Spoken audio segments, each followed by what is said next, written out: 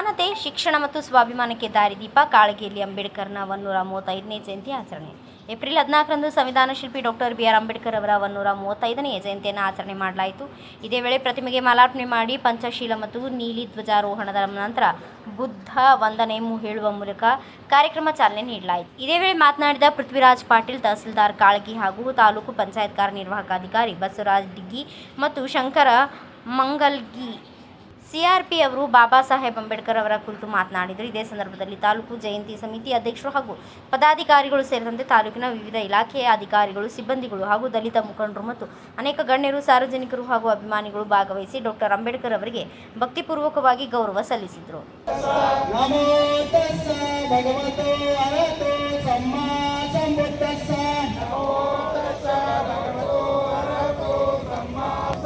ಆಚರಣೆ ಮಾಡ್ತಿದ್ದೇವೆ. ಈ ಒಂದು ಜಯಂತಿ ಕಂಡಂಥ ಎಲ್ಲ ಸಮಸ್ತ ಕಾಳಗಿ ನಾಗರಿಕರಿಗೂ, ತಾಲೂಕು ಮಟ್ಟದ ಅಧಿಕಾರಿಗಳು ಹಾಗೂ ಸಿಬ್ಬಂದಿ ವರ್ಗದವರಿಗೂ ಮತ್ತು ಮಾಧ್ಯಮ ಮಿತ್ರರಿಗೂ ಬಾಬಾ ಸಾಹೇಬ್ ಅಂಬೇಡ್ಕರ್ ಅವರು ಉತ್ತಮವಾಗಿ ಅವರು 3 ವಿಷಯಕ್ಕೆ ಬಹಳ ಒತ್ತು ನೀಡಿದರು.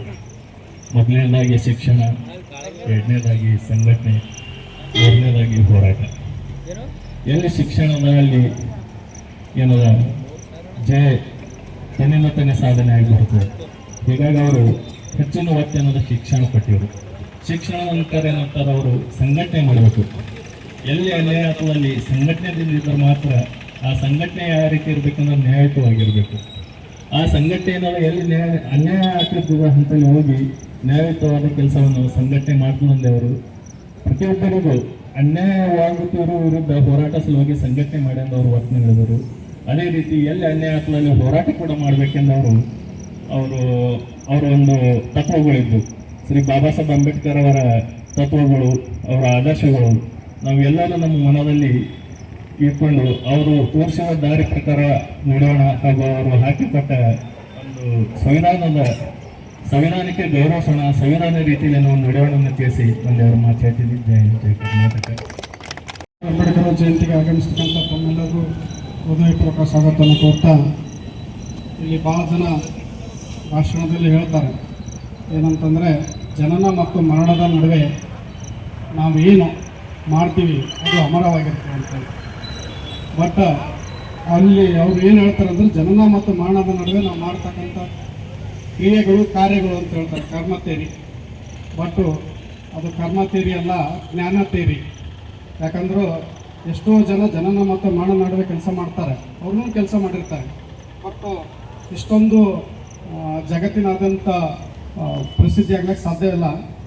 Doctor B. ಆರ್. ಅಂಬೇಡ್ಕರ್ ಅವರು ಪ್ರಸಿದ್ಧಿ ಆದದ್ದು ಅವರಲ್ಲಿರ್ತಕ್ಕಂಥ ಜ್ಞಾನ ಭಂಡಾರದಿಂದ ಎಲ್ಲ ಸಮಸ್ಯೆಗಳಿಗೆ ನಾಂದಿಯಾಡಿ United Nation the world knowledgeable person ಅಂತೇಳಿ ಕರೆಸ್ಕೊಂಡಂಥ ವಿಶ್ವಜ್ಞಾನಿಗೆ ಈ 135ನೇ ಜಯಂತಿಯ ಶುಭಾಶಯಗಳನ್ನು ಅವರು ಡಾಕ್ಟರ್ ಬಿ. ಆರ್. ಅಂಬೇಡ್ಕರ್ ಪಾದಾರ್ಪಣೆಗಳನ್ನು ಸಮರ್ಪಿಸುತ್ತಾ ಇಲ್ಲಿ ಜಯಂತಿ ಬಗ್ಗೆ ಅವ್ರ ಬಗ್ಗೆ ಮಾತನಾಡಲು ಮಾಡಿಕೊಡ್ತೀನಿ. ಯಾಕಂದರೆ ಸ್ಪೀಕರ್ ಅವ್ರ ಬಗ್ಗೆ ಜಯಂತಿ ಬಗ್ಗೆ ಸವಿಸ್ತರವಾಗಿ ಮಾತಾಡ್ತಾರೆ. ಅವೆಲ್ಲರೂ ತಹಸೀಲ್ ಕಚೇರಿಗೆ ಆಗಮಿಸ್ತಿರ್ತೀವಿ. ಮತ್ತು ಈ ಬಾಬಾ ಸಾಹೇಬ್ ಅಂಬೇಡ್ಕರ್ ಅವರು ಬರೆಯದೆ ಬೇರೆ ಯಾವುದೇ ವ್ಯಕ್ತಿ ಬರೆದಿದ್ರೆ ಈ ದೇಶದಲ್ಲಿ ಪ್ರತಿ ಮನೆಯ ಜಗುಲಿ ಮೇಲೆ ಒಂದು ಫೋಟೋ ಇಟ್ಟು ಪೂಜೆ ಮಾಡ್ತಿದ್ರು. ಬಟ್ ಬರೆದಿರ್ತಕ್ಕಂಥ ವ್ಯಕ್ತಿ ಕೆಳಜಾತಿಯವರಾಗಿರೋದ್ರಿಂದ ಸಂವಿಧಾನವನ್ನು ಟೀಕೆ ಮಾಡ್ತಾರೆ, ಸಂವಿಧಾನವನ್ನು ಕನಿಷ್ಠ ಸ್ಥಾನದಲ್ಲಿ ನೋಡ್ತಾರೆ.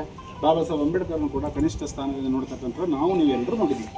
ಆದರೆ ಸಂವಿಧಾನದಲ್ಲಿ ನೋಡ್ರಿ, ಪ್ರತಿಯೊಂದು ಸಂವಿಧಾನದ ಅಂಶಗಳು ತೆಗೆದುಕೊಡ್ರೆ, ನಾವು ಫಸ್ಟಿಗೆ ಸಂವಿಧಾನ ಪ್ರಸ್ತಾವನೆ ತೆಗೆದುಕೊಡ್ರೆ 12ನೇ ಸಾಲಿನಲ್ಲಿ ಒಂದು ಪದ ಬರ್ತದೆ, ವ್ಯಕ್ತಿ ಗೌರವ ಅಂತಿದೆ. ಯಾವುದೇ ಒಬ್ಬ ಜಾತಿಗೆ, ಯಾವ ವ್ಯಕ್ತಿಗೆ ಸೀಮಿತವಾಗಿಲ್ಲ ವ್ಯಕ್ತಿ ಗೌರವ ಅಂತಕ್ಕಂಥದ್ದು. ಪ್ರತಿಯೊಬ್ಬ ವ್ಯಕ್ತಿಗೆ ಭೂಮಿ ಮೇಲೆ ಹುಟ್ಟಿರ್ತಕ್ಕಂಥ ಹೆಣ್ಣು ಗಂಡು ಭೇದ ಭಾವ ಮಾಡದೆ ಪ್ರತಿಯೊಬ್ಬ ವ್ಯಕ್ತಿಗೆ ವ್ಯಕ್ತಿ ಗೌರವದಿಂದ ಬದುಕ್ತಕ್ಕಂಥ ಅಂಶ ಅಲ್ಲಿ ಸೇರಿಸಲಾಗಿದೆ. ಅದರಲ್ಲಿ ಜೊತೆಗೆ ನಾವು ವಿಧಿಗಳನ್ನು ತೆಗೆದುಕೊಂಡಾಗ 390 ಮೂಲತವಾಗಿ 395 ವಿಧಿಗಳಿವೆ. 395 ವಿಧಿಗಳಲ್ಲಿ ಆ ವಿಧಿಗಳಲ್ಲಿ ಪರಿಶಿಷ್ಟ ಜಾತಿ, ಪರಿಶಿಷ್ಟ ಪಂಗಡ ಅಥವಾ ಎಸ್ಸಿದವರಿಗೆ ಅಂತ ತಿಳ್ಕೊಡ್ರಿ, SC ST ದವರಿಗೆ ಕೇವಲ 4 ವಿಧಿ ಇವೆ. ಒಂದು 17ನೇ ವಿಧಿ, ಒಂದು 16ನೇ ವಿಧಿ, ನೆಕ್ಸ್ಟ್ ಇನ್ನೊಂದು ಏನಂದರೆ 332 ವಿಧಿ, 334ನೇ ವಿಧಿ. ಇಷ್ಟು ಬಿಟ್ಟರೆ ಉಳಿದೆಲ್ಲ ವಿಧಿಗಳು ಇಡೀ ಭಾರತಕ್ಕೆ ಸಂಬಂಧಪಟ್ಟತಕ್ಕಂಥ ವಿಧಿಗಳು ಇವೆ. ಆ ವಿಧಿಗಳ ಮುಖಾಂತರ ಇವತ್ತು ನಾವೇನಂದರೆ ಭಾರತ ದೇಶದ ಸಂಪೂರ್ಣ ಆಡಳಿತ ನಡೆಸಲಿಕ್ಕೆ ಸಾಧ್ಯ ಇದೆ. ಹಾಗಾಗಿ ನೋಡ್ರಿ, ಈಗೆಲ್ಲ ನಮ್ಮ ಮೇಡಮ್ಸ್ ಬಂದು ನಿಂತಾರೆ ಅಂದರೆ ಇವರು ಯಾವುದೇ ಕಾರಣಕ್ಕೂ ನೋಡ್ರಿ ನಮ್ಮ ದೇಶದಲ್ಲಿರ್ತಕ್ಕಂಥ ಮೂಲತಃ ಸಾಂಪ್ರದಾಯಿಕವಾಗಿರ್ತಕ್ಕಂಥ ಗ್ರಂಥದಲ್ಲಿ ಯಾವುದೇ ಕಾರಣಕ್ಕೂ ಸ್ತ್ರೀಯರಿಗೆ ಸ್ವತಂತ್ರ ಇರಲಿಲ್ಲ. ಸ್ವತಂತ್ರವನ್ನು ಕೊಟ್ಟಿದ್ದು 14ನೇ ವಿಧಿಯಲ್ಲಿ ನಾವೊಬ್ಬ ಈ ಒಂದು ಮಹಿಳಾ ಅಧಿಕಾರಿಗಳಲ್ಲಿ ಬಂದು ನಿಂತಾರಂದ್ರೆ ನೀವು ಯಾಕೆ ಬಂದು ನಿಂತಿರಂತ ಅವ್ರಿಗೆ ಕೇಳಿದ್ರೆ 14ನೇ ವಿಧಿ ಅವ್ರಿಗೆ ಸಪೋರ್ಟ್ ಮಾಡ್ತದೆ. 14ನೇ ವಿಧಿ ಕಾನೂನು ದೃಷ್ಟಿ ಎಲ್ಲರೂ ಸಮಾನ ಅಂತ ಹೇಳಿದೆ, ನಮ್ಮನ್ನು ಯಾಕೆ ನೀವು ಗುರಿ ಮಾಡ್ತೀರಿ ಅಂತ ಹೇಳಿ. ಅದೇ 15ನೇ ವಿಧಿಗೆ ಹೋರಿ ಜಾತಿ ಬಗ್ಗೆ ತೆಗೆದುಕೊಂಡು ಬಂದಾಗ ಅಥವಾ ಲಿಂಗ ತಾರತಮ್ಯ ತೆಗೆದುಕೊಂಡು ಬಂದಾಗ ಅಲ್ಲೂ ಕೂಡ ಲಿಂಗ ತಾರತಮ್ಯ ಮಾಡಬಾರ್ದು ಅಂತ ಹೇಳ್ತಾರೆ. ಅವಾಗೂ ಕೂಡ ಅವ್ರಿಗೆ ಸಪೋರ್ಟ್ ಇದೆ. ನೆಕ್ಸ್ಟ್ 16ರ ವಿಧಿಗೆ ಹೋರಿ ವಿವಿಧ ಇಲಾಖೆಗಳಲ್ಲಿ ವಿವಿಧ ನೇಮಕಾತಿಗಳಲ್ಲಿ ಅವ್ರು ನೇಮಕಾತಿ ಆಗಿದ್ದಾರೆ.